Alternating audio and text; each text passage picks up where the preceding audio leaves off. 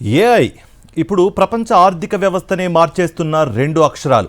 ఇప్పటి వరకు చాట్బాట్లు, సాఫ్ట్వేర్లకే పరిమితమైంది అనుకున్న ఆర్టిఫిషియల్ ఇంటెలిజెన్స్ ఇప్పుడు పరిశ్రమల నుంచి వ్యవసాయం వరకు, వైద్యం నుంచి రక్షణ రంగం వరకు ప్రతి వ్యవస్థలోకి అడుగుపెడుతోంది. ఆర్థిక నిపుణుల అంచనా ప్రకారం వచ్చే 10 ఏళ్లలో ఏఐ చుట్టూ ఏర్పడే వ్యాపార అవకాశాల విలువ ఏకంగా $5 ట్రిలియన్, అంటే దాదాపు 450 లక్షల కోట్లు.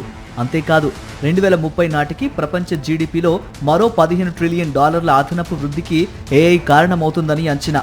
అందుకే ఇప్పుడు దేశాల మధ్య పోటీ కేవలం మంచి ఏఐ స్టార్టప్ తయారు చేయడంలో కాదు, ఏఐకి అవసరమైన చిప్ల నుంచి డేటా సెంటర్లు, cloud infra, robotics, digital twins, పారిశ్రామిక ఏఐ వరకు మొత్తం ఎకోసిస్టంపై ఆధిపత్యం సాధించడంలో ఉంది.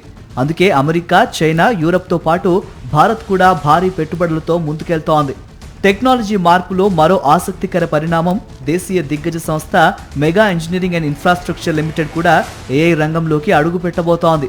మైక్రోసాఫ్ట్లో 3 దశాబ్దాలకు పైగా పనిచేసిన ప్రముఖ టెక్నాలజీ నిపుణుడు అలెక్స్ కిప్మెన్ స్థాపించిన అనలాగ్ ఏఐ సంస్థతో భాగస్వామ్యం కుదుర్చుకునే అవకాశాలు కనిపిస్తున్నాయి.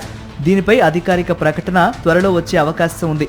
అయితే ఇది చాట్ జీపీటీ తరహా జనరేటివ్ ఏఐ కాదు, పారిశ్రామిక ఏఐ. అంటే ఫ్యాక్టరీలు, విద్యుత్ కేంద్రాలు, రైల్వేలు, పోర్ట్లు, ఆయిల్ అండ్ గ్యాస్ ప్లాంట్లు వంటి భారీ పరిశ్రమల కోసం పనిచేసే స్మార్ట్ టెక్నాలజీ.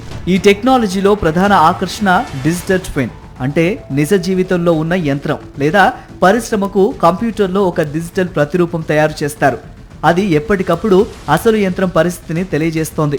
దీంతో సమస్యలు రాకముందే గుర్తించి నిర్వహణ చేపట్టే అవకాశం ఉంటుంది. దీంతో ఖర్చు తగ్గుతుంది, ఉత్పాదకత పెరుగుతుంది. నిపుణుల అంచనా ప్రకారం వచ్చే 10 ఏళ్లలో ప్రపంచవ్యాప్తంగా భారీ పరిశ్రమల్లో దాదాపు 80% వరకు డిజిటల్ ట్విన్ టెక్నాలజీ వినియోగంలోకి వచ్చే అవకాశం ఉంది. మొత్తానికి పారిశ్రామిక విప్లవం తర్వాత ప్రపంచాన్ని అత్యంత వేగంగా మార్చుతున్న శక్తిగా ఏఐ నిలుస్తోంది. ఈ మార్పులో భారత్ కూడా వినియోగదారుగానే కాకుండా ఏఐ శక్తిగా ఎదగాలని లక్ష్యంగా పెట్టుకుంది. మరిన్ని అప్డేట్స్ కోసం ఛానల్ ను సబ్స్క్రైబ్ చేయండి. నోటిఫికేషన్స్ కోసం బెల్ ఐకాన్ పై క్లిక్ చేయండి.